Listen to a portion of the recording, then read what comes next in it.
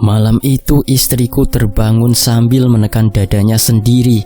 Matanya melotot menatap langit-langit rumah yang gelap. "Ada yang duduk di sini, Mas," katanya lirih, seperti takut suaranya terdengar oleh sesuatu yang lain. Aku refleks bangun. Jantung berdegup tak karuan. Tanganku meraba dadanya. Hanya kulit hangat dan nafas terengah. Tak ada siapapun, tak ada apapun. Ku peluk tubuhnya yang gemetar sambil meyakinkan diri sendiri. Ini cuma mimpi buruk, capek, masuk angin, pikiran. Aku belum tahu kalimat itu akan terus terngiang di kepalaku berhari-hari kemudian. Pagi pun datang seperti biasa. Ayam berkokok. Suara sapu lidi tetangga beradu dengan tanah. Serak, serak, dan bau minyak goreng menyebar dari dapur kami.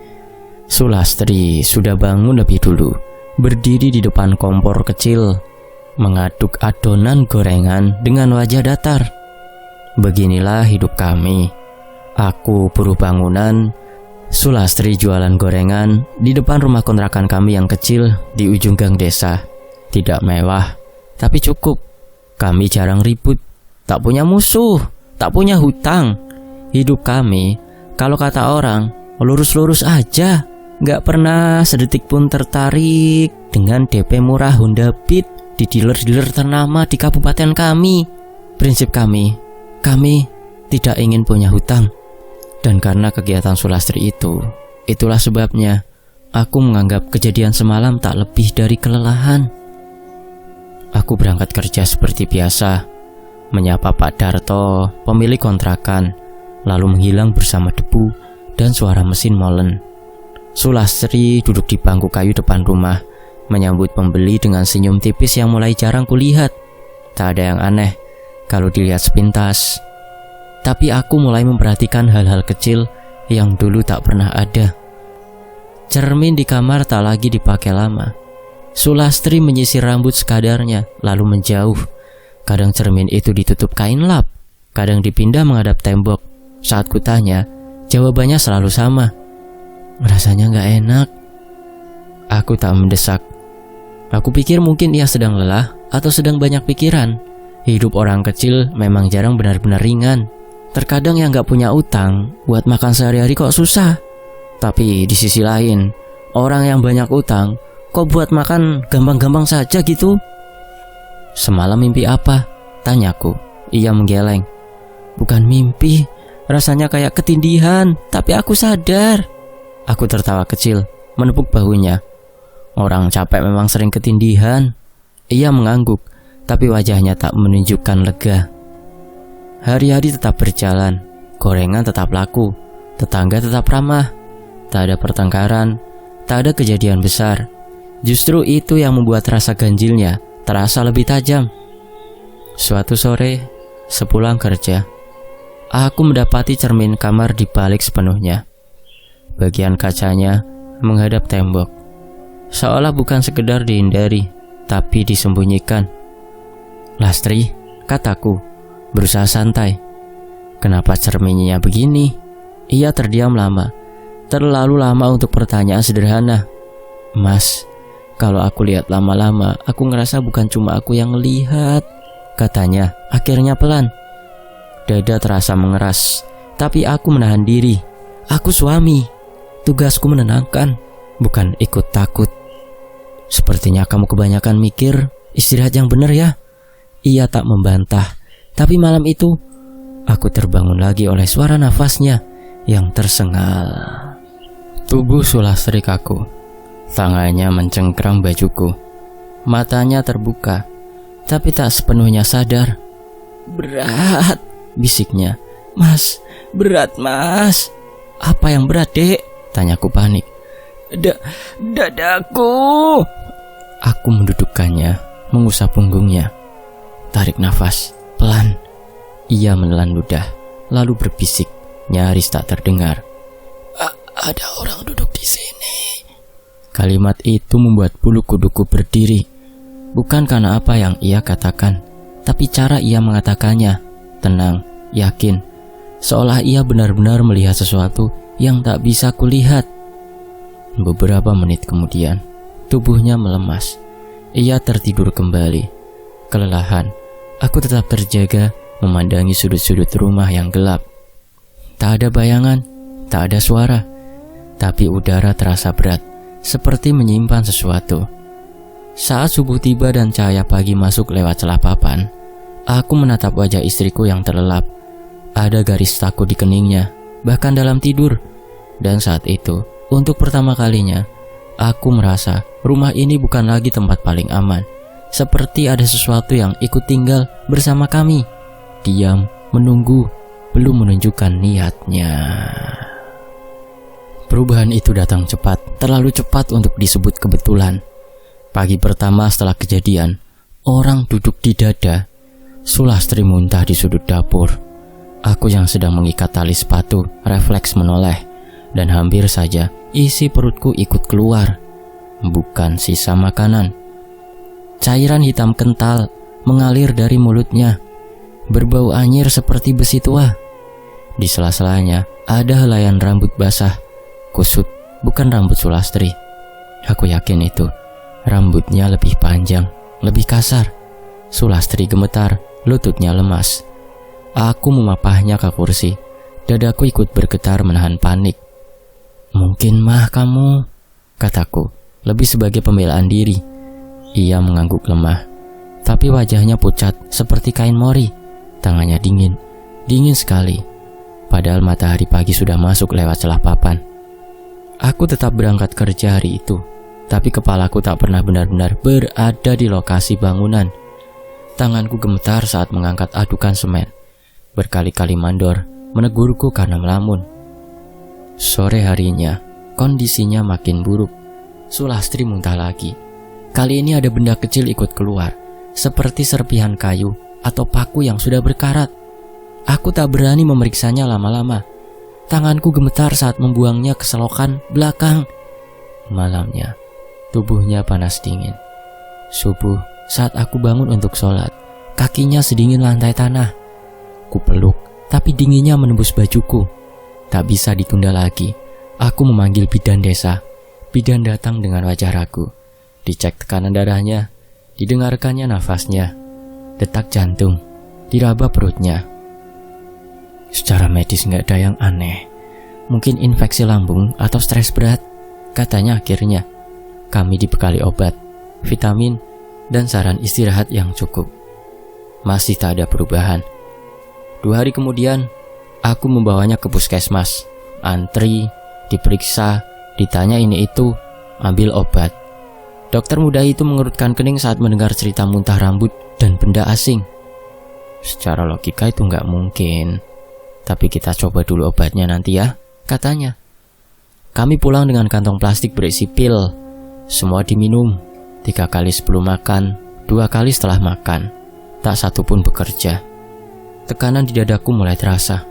Aku mulai menyalahkan diri sendiri. Apa aku terlalu memaksanya jualan? Apa aku kurang perhatian? Apa aku terlalu sibuk mikir kerja sampai tak sadar istriku pelan-pelan runtuh? Sulastri makin sering diam. Tatapannya kosong. Kadang ia duduk menatap sudut rumah berjam-jam, seperti mendengarkan sesuatu yang tak terdengar olehku. Tetangga mulai bertanya, awalnya halus. "Lastri, kenapa jarang jualan? Badannya kok makin kurus?" Lama-lama, pertanyaannya berubah jadi bisik-bisik. Aku mendengar sendiri suara Burini, berbisik pada tetangga lain saat aku lewat. Aku pura-pura tak dengar, tapi telingaku panas. Malam-malam menjadi medan paling berat. Sulastri mengikau. Mulanya hanya rintihan, lalu kata-kata yang terputus. Aku duduk di sampingnya, mendengarkan. Jangan ditarik, bukan aku." Kadang ia menyebut nama, bukan namaku, bukan nama orang yang ku kenal. Suaranya lirih, tercekik, seperti memanggil seseorang yang sangat dekat, tapi tak terlihat. "Siapa?" tanyaku suatu malam, membungkuk dekat wajahnya. Ia terdiam, lalu tubuhnya bergetar, dan ia memalingkan wajah seolah takut menatapku. Aku mulai kehilangan pijakan. Rasionalitas yang selama ini kujaga mulai retak. Terlalu banyak yang tak bisa dijelaskan. Terlalu banyak yang tak bisa kusebut hanya sebagai sakit biasa. Dan malam itu, semuanya berubah dari sekadar ganjilan menjadi teror. Aku terbangun oleh suara aneh. Bukan jeritan, bukan tangis. Suara gesekan, kasar, berulang. Sulastri sudah tak di sampingku. Ia berada di tengah kamar, berlutut. Kukunya mencakar lantai semen. Suaranya keluar dari tenggorokan yang seperti bukan miliknya. Parau, dalam, penuh amarah dan ketakutan. "Berhenti, Lastri," teriakku. Ia tidak menoleh. Kukunya patah, darah mengalir. Tapi ia terus mencakar, seperti ingin menggali sesuatu dari bawah rumah. Aku memeluknya dari belakang. Tubuhnya dingin, tapi tenaganya luar biasa. Ia merontah, menjerit, "Panas, jangan masuk. Ini bukan tempatmu." Aku tak tahu ya bicara pada siapa. Beberapa detik terasa seperti seumur hidup. Lalu tubuhnya ambruk di pelukanku. Nafasnya tersengal. Lalu pelan-pelan teratur. Ia pingsan. Aku duduk di lantai, memeluk tubuh istriku yang lemas. Darah di tangannya masih hangat. Air mataku jatuh tanpa suara. Ini bukan sakit biasa. Dan apapun yang sedang menyerang Sulastri sudah tak lagi sekedar menakut-nakuti. Ia mulai mengambil alih tubuh istriku dan aku tak tahu harus melawan dengan cara apa.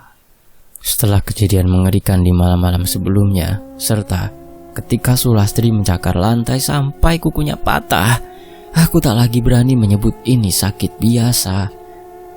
Ada sesuatu yang bergerak di luar logika, tapi terlalu nyata untuk diabaikan. Pagi itu aku mengunci rumah dan menitipkan Sulastri ke Bu Rini.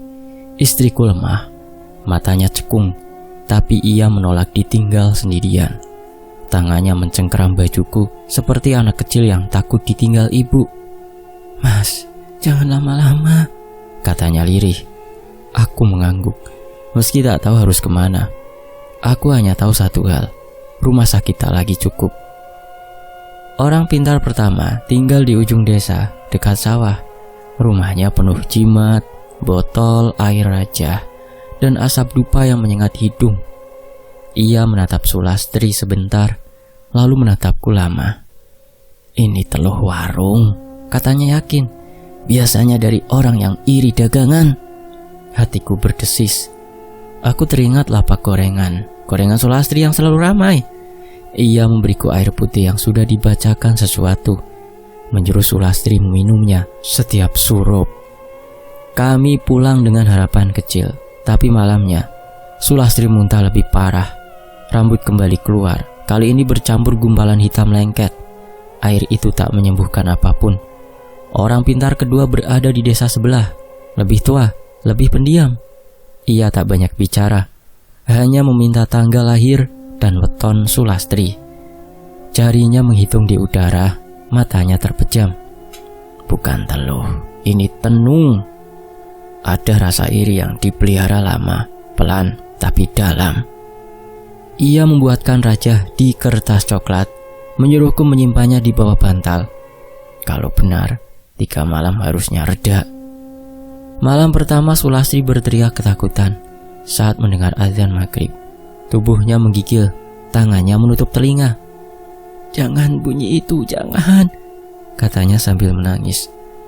Aku bingung, azan yang selama ini jadi penanda pulang dan istirahat. Waktu sholat, kini membuatnya ketakutan. Malam kedua, kondisinya sama. Malam ketiga, ia mengigau lebih parah, menyebut nama yang sama berulang kali. Nama yang masih samar di telingaku. Tenung atau bukan, raja itu tak menghentikan apapun, tidak mempan. Aku mulai mencatat, bukan karena pintar, karena putus asa. Jam sakit Sulastri hampir selalu sama. Menjelang maghrib, tubuhnya mulai dingin. Lewat tengah malam, gangguannya memuncak. Subuh, ia lemas seperti habis dihisap sesuatu. Hari-hari tertentu terasa lebih berat. Aku mencocokkannya dengan kalender Jawa yang tergantung di rumah Pak Darto. Ada pola hari pasaran tertentu. Gangguannya selalu lebih kuat. Ini bukan serangan acak. Aku kembali ke orang pintar pertama, membawa catatanku. Ia menggeleng pelan. Kalau begini, bisa jadi santet peliharaan. Ilmu yang ditanam, dirawat, bukan sekali dikirim. Katanya hati-hati. Kata peliharaan membuat tengkuku dingin. Pelakunya jauh, tanyaku. Ia menatapku lama. Biasanya dekat. Aku pulang dengan langkah berat. Kata itu menempel di kepalaku. Pelakunya dekat? Apa tetangga? Apa saudara? Apa orang yang setiap hari menyapa kami? Aku mulai memperhatikan sekitar dengan cara yang berbeda. Sapaan tetangga terasa asing. Senyum mereka seperti menyimpan sesuatu. Tapi aku juga tahu, rasa curiga bisa menyesatkan. Di rumah, Sulastri makin takut pada senja. Begitu azan maghrib terdengar, ia langsung menutup pintu, jendela, bahkan menutup telinga dengan bantal. Kenapa kamu takut dengan azan? Tanyaku pelan. Dia datang bareng suara itu, aku ngerasa dipanggil, bisiknya. Aku tak berani bertanya siapa dia. Aku terjebak di antara dua ketakutan. Takut pada apa yang tak kulihat, dan takut pada orang-orang yang kukenal. Semua orang pintar yang kudatangi menawarkan satu hal yang sama. Penangkal, raja, air doa. Tak satu pun membicarakan akar masalah. Tak satu pun menyentuh soal pelaku dengan jujur. Dan setiap kali aku pulang dengan harapan baru, Sulastri justru makin terkikis. Suatu malam saat ia tertidur dengan nafas tersengal, aku duduk sendirian di teras. Angin membawa suara serangga dan bau tanah basah. Aku menatap langit gelap. Dan untuk pertama kalinya, aku merasa kecil dan bodoh. Aku sadar sesuatu. Kalau benar, ini ilmu kiriman, aku tak butuh orang yang sekedar mengusir. Aku butuh orang yang mengerti, bukan dukun yang menjual ketakutan, tapi kiai, orang yang paham doa, laku, dan batas. Pagi berikutnya, dengan mata sembab dan hati yang sudah terlalu lelah untuk ragu, aku memutuskan satu hal. Aku akan mencari kiai yang kuat dengan laku tirakat. Bukan untuk balas, tapi untuk menyelamatkan istriku sebelum tubuhnya benar-benar tak lagi taat pada jiwanya sendiri. Orang-orang menyebutnya Kiai Marwan.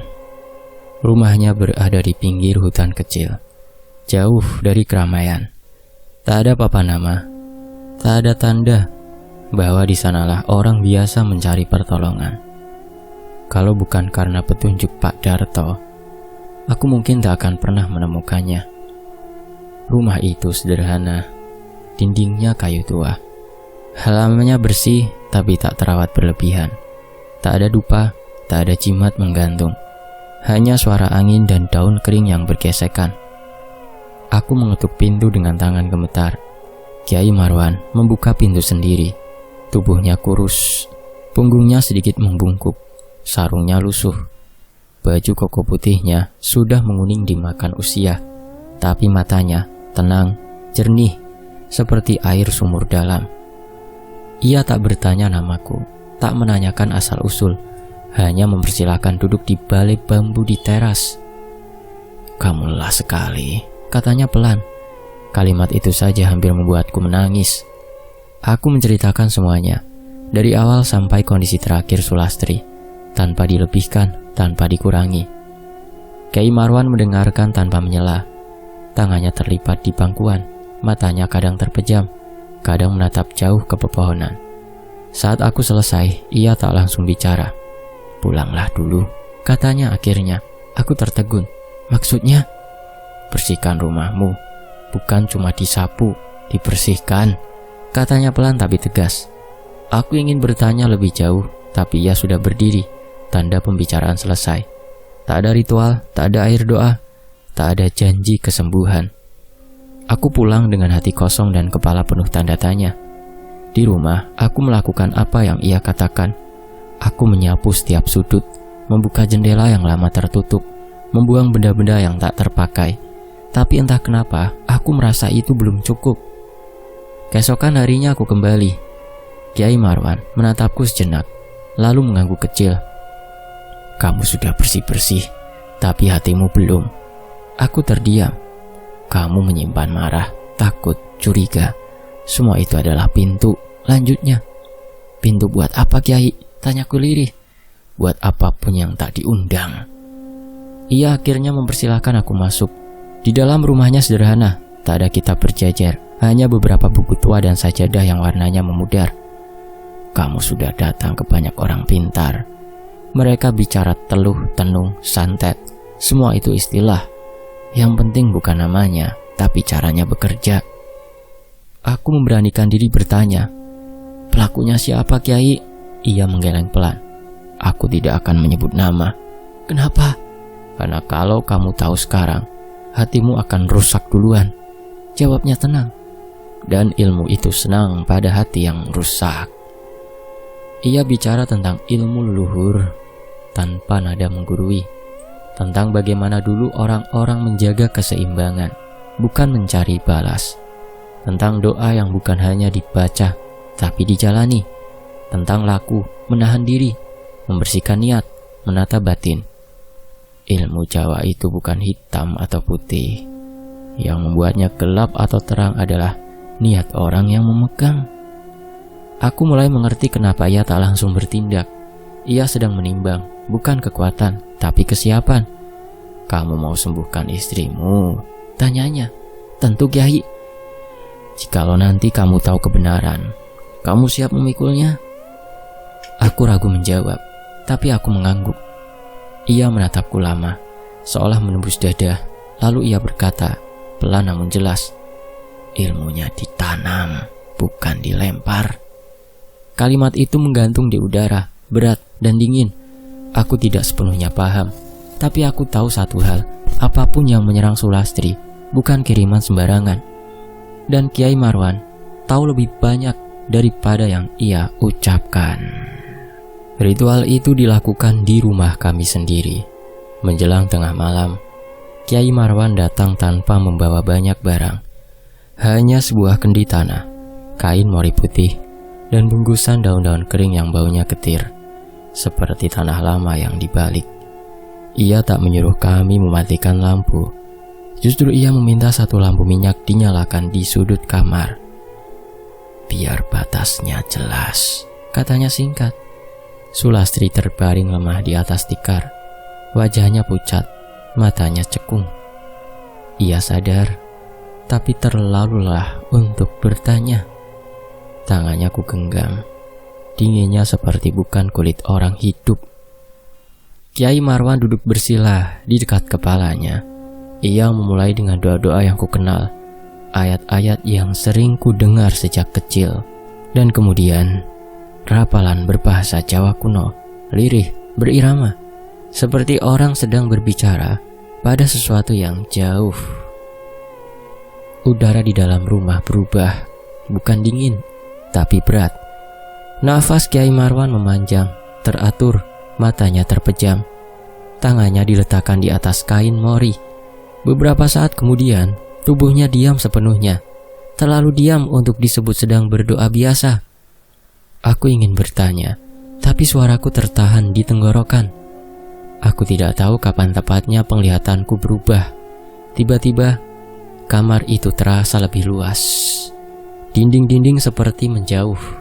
Cahaya lampu minyak meredup, lalu menguat kembali dengan warna kekuningan yang asing. Dan aku melihatnya, benang-benang hitam. Mereka melilit tubuh Sulastri, keluar dari perutnya, menjalar ke dada, leher, lalu menghilang ke arah yang tak kasat mata. Benang itu hidup, bergerak pelan, berdenyut seperti nadi. Dadaku sesak.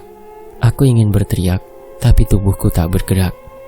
Kiai Marwan atau sesuatu yang keluar darinya mengikuti benang itu. Aku ikut, bukan dengan kaki, tapi dengan kesadaran yang diseret paksa. Kami sampai pada satu titik, satu sosok. Aku mengenalinya bahkan sebelum wajah itu menoleh. Ibuku. Ia berdiri di ruang yang bukan rumah, bukan kamar, bukan tempat manapun yang ku kenal. Tangannya memegang gulungan benang hitam yang sama. Wajahnya bukan marah, bukan jahat, justru takut. Kenangan menghantam kepalaku tanpa ampun. Wajah ibu saat pertama kali aku membawa Sulastri pulang. Tatapannya dingin, senyumnya tipis. Komentarnya tentang masakan Sulastri yang kurang cocok lah. Bisikannya tentang istriku yang mengubah aku lah. Aku selalu menganggapnya biasa. Orang tua yang takut ditinggal. Cemburu yang wajar. Aku tidak pernah menyangka ketakutan itu ditanam, dipelihara, dijadikan pegangan. Tubuhku gemetar. Kiai Marwan tidak berkata apapun.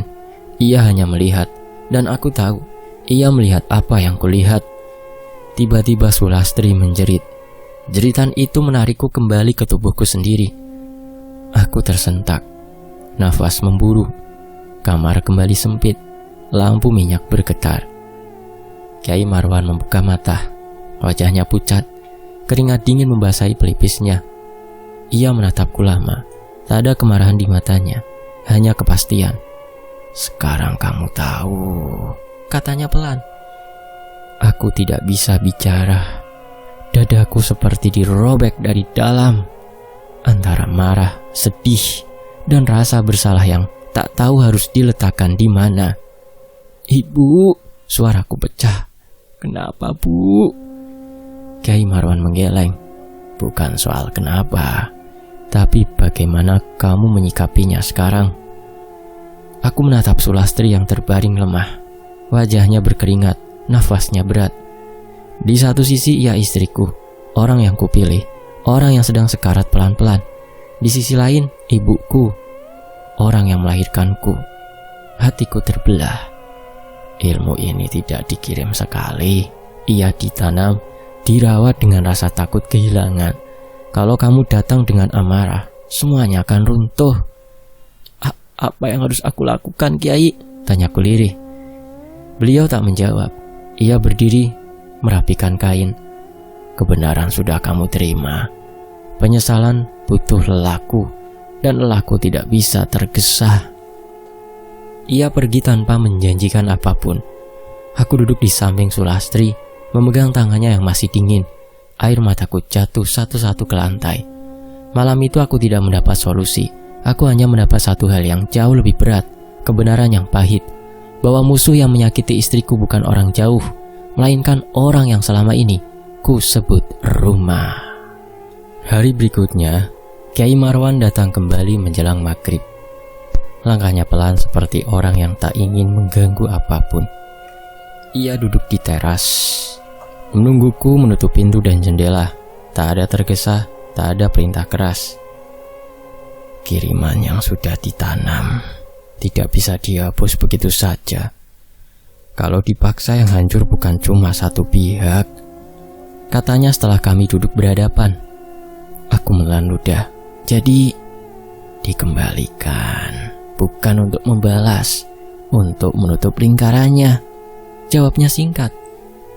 Ia menjelaskan dengan bahasa yang mudah kupahami. Kiriman itu hidup dari rasa, takut, iri, ingin memiliki. Selama rasa itu dipelihara, ia akan terus mencari tubuh. Mengembalikan berarti memutus jalur, bukan menghukum orangnya. Dan itu harus dilakukan perlahan, dengan laku yang bersih. 3 malam, katanya, setiap malam 1 lapis. Malam pertama dimulai setelah Isya. Kiai Marwan menggelar kain mori di lantai kamar. Sulastri terbaring di atasnya, tubuhnya kaku, nafasnya tersengal. Aku duduk di samping, memegang tangannya. Doa-doa dibaca, ayat-ayat yang kukenal mengalir. Setelahnya, diselingi rapalan Jawa yang lirih. Tidak ada teriakan, tidak ada asap, hanya suara nafas dan lantunan yang menenangkan sekaligus menekan dada. Sulastri meringis, tubuhnya berkeringat dingin, tangannya mencengkram kain mori sampai buku-bukunya memutih.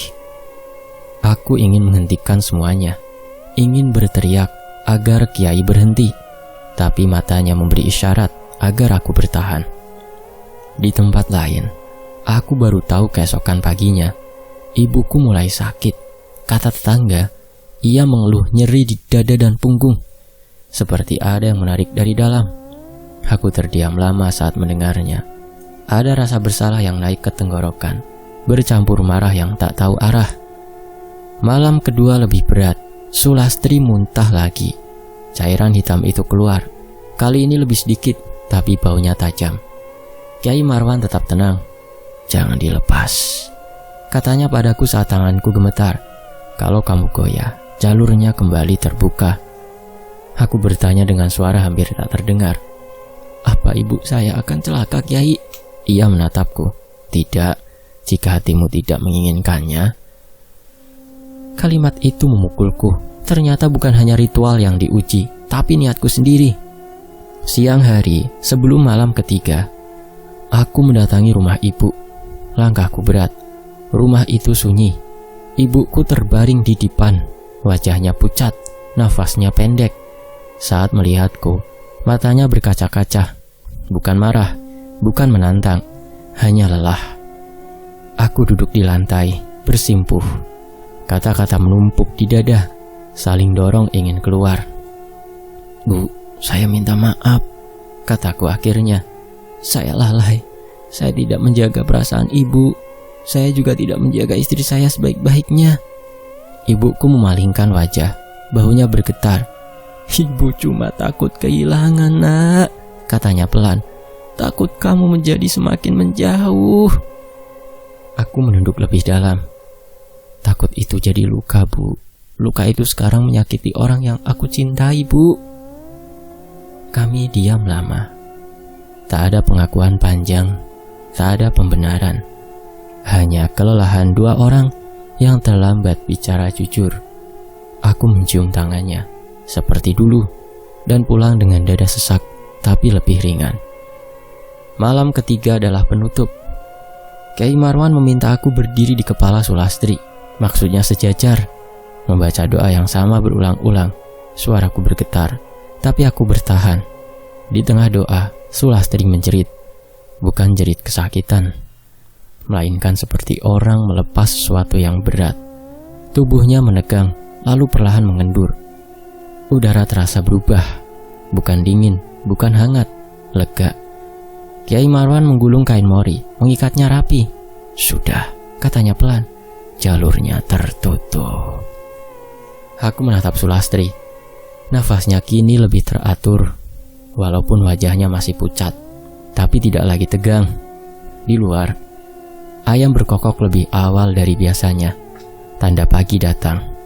Di tempat lain, ibuku, kata tetangga, berhenti mengeluh nyeri. Tubuhnya lemas, tapi nafasnya panjang, seperti orang yang baru selesai menangis lama. Tak ada kemenangan, tak ada sorak, hanya keheningan yang jujur.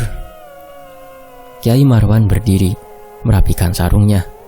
"Ingat," katanya sebelum pergi, "pengembalian tanpa pengampunan akan selalu mencari jalan kembali." Aku mengangguk. Di lantai kamar, sisa-sisa ritual telah dibereskan.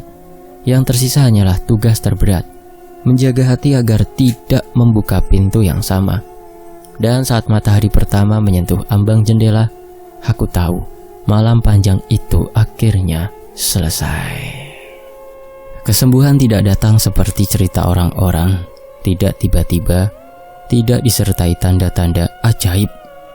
Sulastri membaik perlahan, seperti embun yang mengering sedikit demi sedikit di bawah matahari pagi. Demamnya turun, muntah hitam itu tak lagi muncul, nafasnya mulai teratur, tapi tubuhnya masih ringkih, mudah lelah, dan sering terdiam lama, seolah sedang mendengarkan sesuatu dari kejauhan. Aku menemaninya dari pagi sampai malam. Lapak gorengan kami tutup, uang makin menipis, tapi itu tak lagi jadi soal utama. Aku lebih takut kehilangan dia daripada kehilangan apapun. Beberapa minggu kemudian, ia sudah bisa duduk sendiri, bisa berjalan pelan ke dapur, bisa tersenyum, meski senyum itu tidak lagi penuh seperti dulu. Ada sesuatu yang tertinggal di matanya. Cermin di kamar tetap menghadap tembok. Sulastri tak pernah meminta aku membaliknya kembali. Kalau tanpa sengaja ia melihat pantulan dirinya di kaca jendela, wajahnya langsung menegang. Tangannya refleks meraih lenganku, seolah takut jatuh ke tempat yang sama. "Aku gak apa-apa," katanya setiap kali aku bertanya. Tapi aku tahu ada luka yang tak bisa sembuh hanya dengan tubuh yang sehat. Ibuku tak pernah kembali seperti semula. Tubuhnya lumpuh dari pinggang ke bawah, duduk di kursi roda yang dulu tak pernah terbayang akan ada di rumah itu. Ia hidup, dan justru itulah hukumannya. Hidup dengan kesadaran penuh atas apa yang pernah ia lakukan. Aku sering datang menjenguk, tak setiap hari, tapi cukup sering untuk memastikan ia tak sendirian. Kami jarang bicara panjang, tak ada lagi pembelaan, tak ada pula tudingan. Kadang kami hanya duduk, mendengarkan suara burung sore, membiarkan penyesalan bekerja dengan caranya sendiri. Suatu kali, ibuku berkata lirih, "Ibu pikir ibu melindungimu." Aku mengangguk. "Aku tahu, Bu." Kalimat itu saja sudah cukup. Beberapa luka tak perlu dibedah, cukup diakui keberadaannya. Rumah kami kembali tenang. Tak ada lagi jeritan malam, tak ada muntah hitam, tak ada hawa berat yang membuat dada sesak tanpa sebab. Tapi rumah itu bukan rumah yang sama. Setiap sudut mengingatkan bahwa sesuatu pernah tinggal di sana. Bukan makhluk, tapi rasa takut, curiga, dan cinta yang berubah bentuk. Aku masih bekerja seperti biasa, tapi aku tak lagi pulang dengan langkah ringan. Setiap sore sebelum membuka pintu, aku berhenti sejenak, menarik nafas, memastikan hatiku bersih dari prasangka. Aku belajar satu hal, kelelahan bukan hanya berasal dari tubuh, tapi dari hati yang tak dijaga. Sulastri sering duduk di teras sore hari, menatap jalan kecil yang lengang. Kadang ia menggenggam tanganku lama, tanpa bicara. "Aku masih di sini," katanya suatu kali. Aku menggenggam balik, "Aku juga." Kami hidup dengan sisa-sisa trauma, tapi juga dengan kesadaran baru. Aku tidak lagi memandang santet sebagai cerita jauh, sesuatu yang hanya terjadi pada orang-orang tertentu. Aku tahu sekarang, ia bisa tumbuh di rumah paling dekat, dari rasa takut kehilangan yang tak pernah dibicarakan, dari cinta yang tak mau melepaskan. Santet bukan selalu tentang kebencian, kadang ia lahir dari cinta yang rusak. Dan musuh paling berbahaya bukan yang berteriak di luar pagar, tapi yang duduk diam di ruang tamu, memendam niat sambil tersenyum. Malam-malam kami kini sunyi yang jujur. Tak ada lagi yang duduk di dada Sulastri, tak ada lagi benang hitam yang mengikat. Yang tersisa hanya kami, dua orang yang selamat, tapi tidak utuh seperti sebelumnya. Dan mungkin memang begitu harga dari bertahan hidup, bukan kembali seperti semula, melainkan belajar berjalan dengan luka yang sudah diberi nama.